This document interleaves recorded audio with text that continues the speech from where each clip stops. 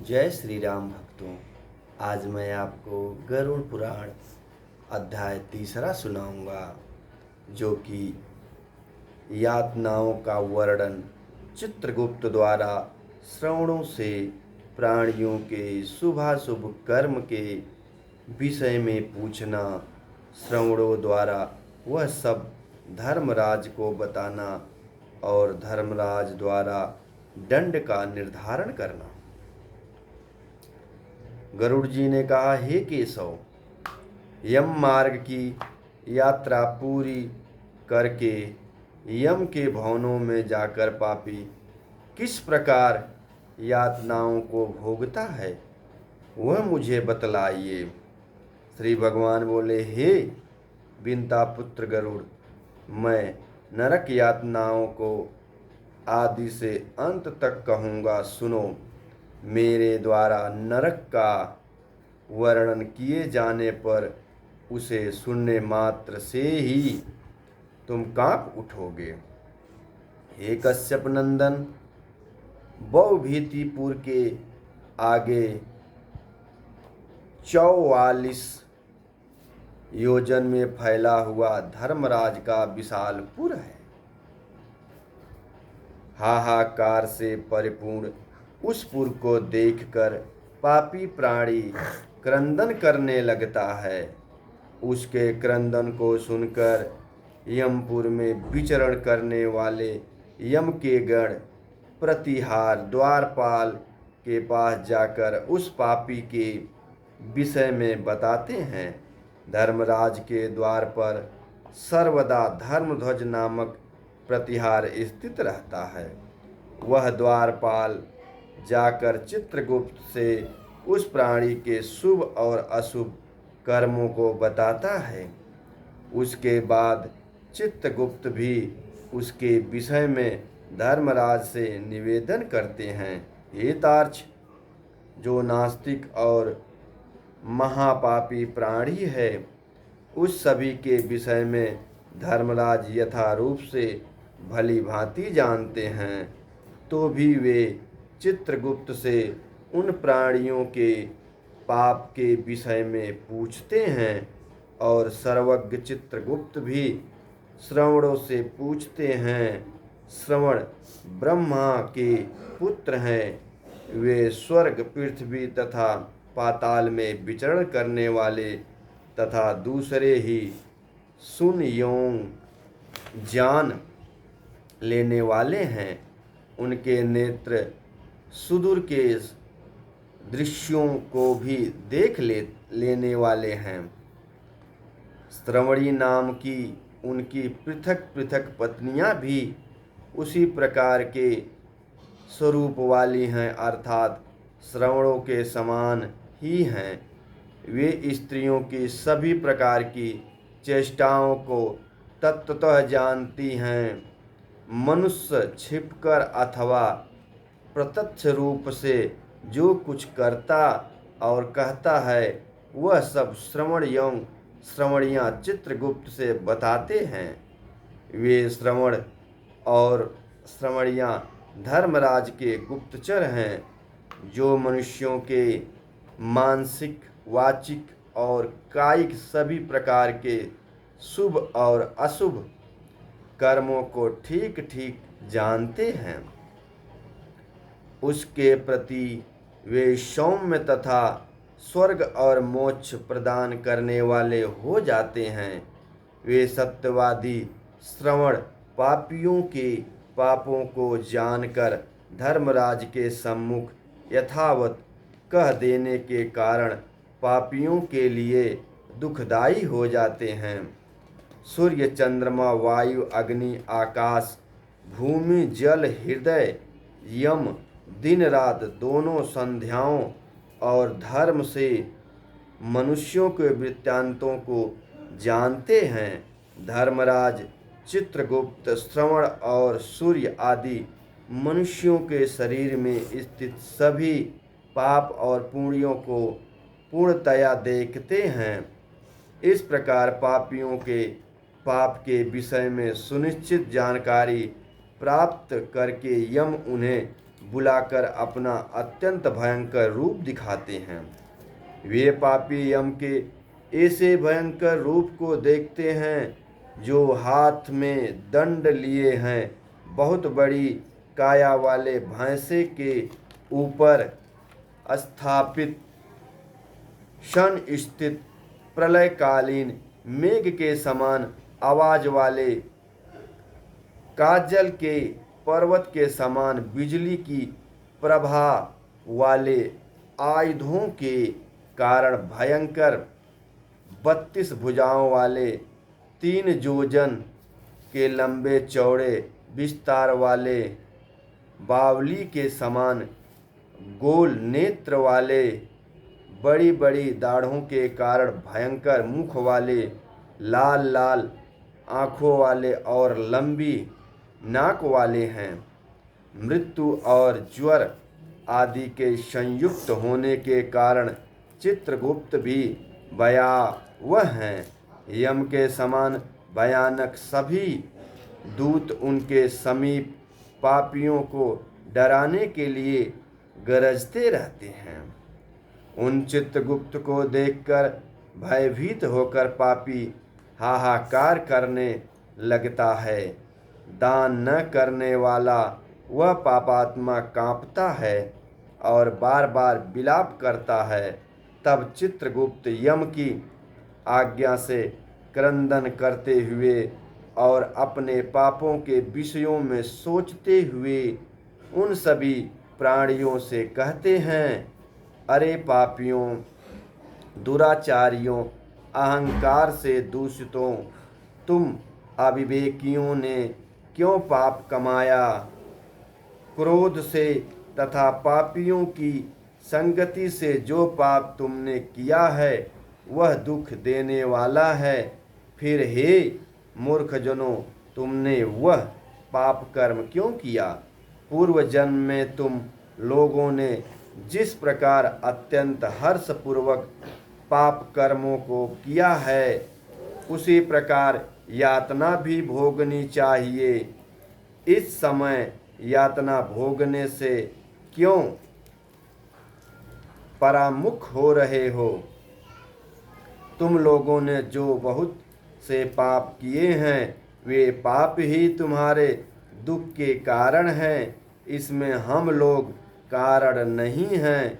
मूर्ख हो या पंडित, दरिद्र हो या धनवान, और सबल हो या निर्बल, यमराज सभी से समान व्यवहार करने वाले कहे गए हैं। चित्रगुप्त के इस प्रकार के वचनों को सुनकर वे पापी अपने कर्मों के विषय में सोचते हुए निश्चेष्ट होकर चुपचाप बैठ जाते हैं। धर्मराज भी चोर की भांति निश्चय बैठे हुए उन पापियों को देखकर उनके पापों का मार्जन करने के लिए यथोचित दंड देने की आज्ञा करते हैं। इसके बाद वे निर्दयी दूत उन्हें पीटते हुए कहते हैं, हे पापी, महान घोर और अत्यंत भयानक नरक में चलो। यम के आज्ञाकारी प्रचंड और चांडक आदि नाम वाले दूत एक पास में उन्हें बांधकर नरक की ओर ले जाते हैं, जहां जलती हुई अग्नि के समान प्रभाव वाला एक विशाल वृक्ष है, जो 5 योजन में फैला हुआ है तथा 1 योजन ऊंचा है। उस वृक्ष के नीचे मुख करके उसे सांकलों से बांधकर वे दूत पीटते हैं। वहाँ जलते हुए वे रोते हैं, पर वहाँ उनका कोई रक्षक नहीं होता है। उसी सालमली वृक्ष में भूख और प्यास से पीड़ित तथा यमदूतों द्वारा पीटे जाते हुए अनेक पापी लटकते रहते हैं।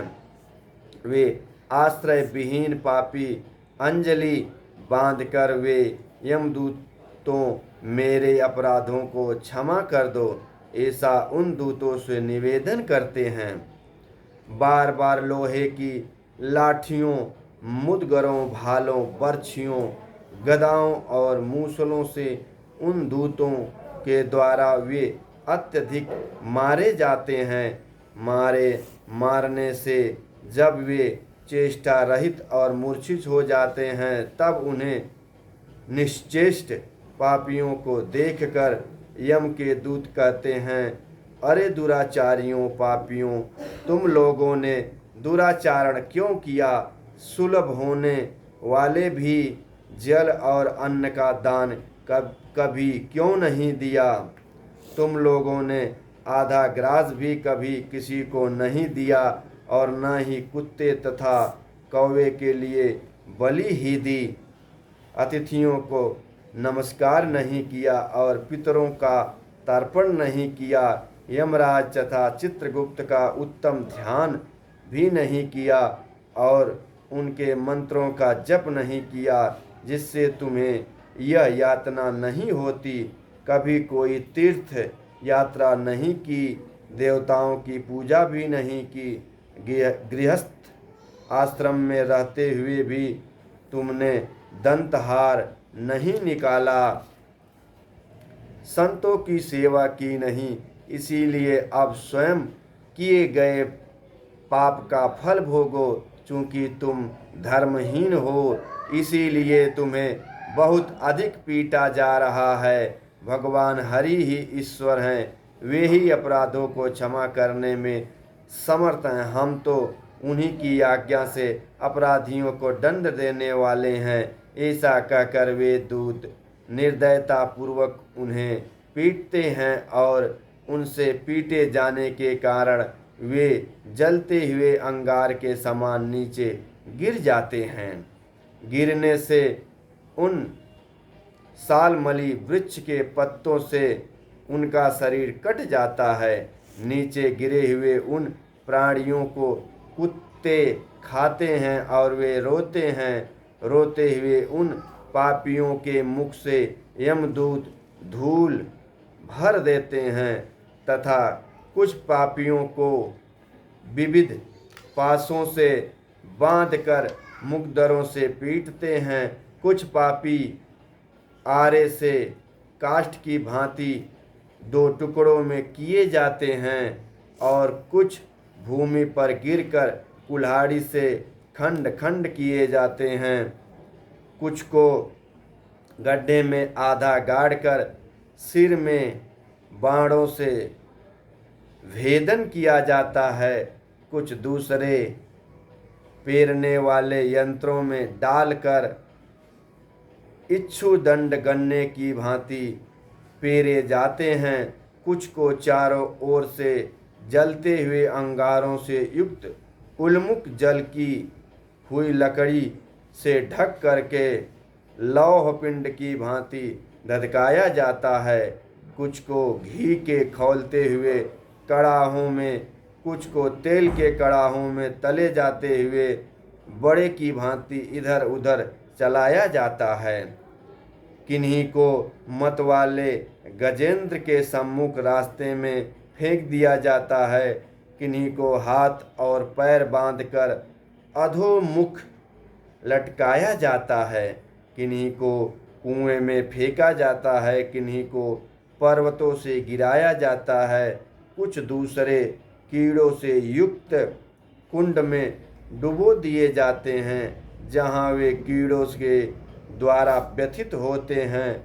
कुछ पापी वज्र के समान चोंच वाले बड़े बड़े कौवे, गीधों और मांसभोगी पक्षियों द्वारा शिरोदेश में, नेत्र में और मुख में चोंच से आघात करके नोचे जाते हैं।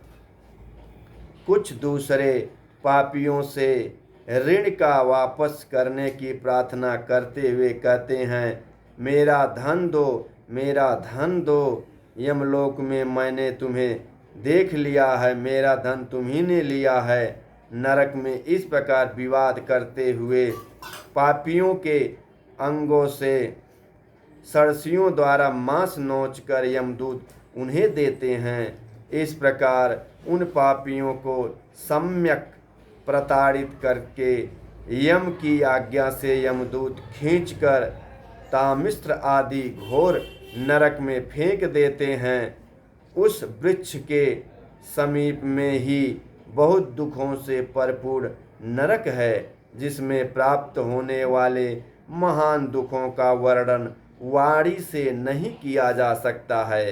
हे आकाश चारिन गरुड़, नरक की संख्या 84 लाख है। उनमें से अत्यंत भयंकर और प्रमुख नरकों की संख्या 21 है। तामिस्र, लोह शंकु, महारौरव, सालमली रौरव, कुड़मल, कालसूत्रक, पूतिमृत्तिक, संघात, लोहितोद, सबिस, संप्रतापन, महानिरय, काकोल, संजीवन, महापथ, अभिची, अंधतामिस्र, कुंभीपाक, संप्रतापन तथा तपन, ये 21 नरक हैं। ये सभी अनेक प्रकार की यातनाओं से भरपूर होने के कारण अनेक भेदों से परिकल्पित हैं।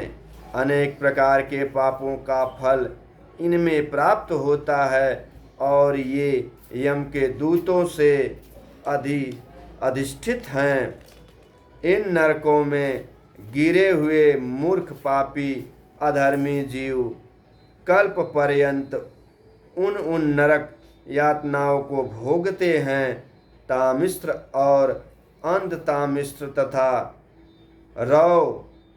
रौरववादी नरकों को जो यातनाएं हैं, उन्हें स्त्री और पुरुष पारस्परिक संग से निर्मित कर भोगते हैं। इस प्रकार कुटुंब का भरण पोषण करने वाला अथवा केवल अपना पेट भरने वाला भी यहाँ कुटुंब और शरीर छोड़कर मृत्यु के अनंतर इस प्रकार का फल भोगता है।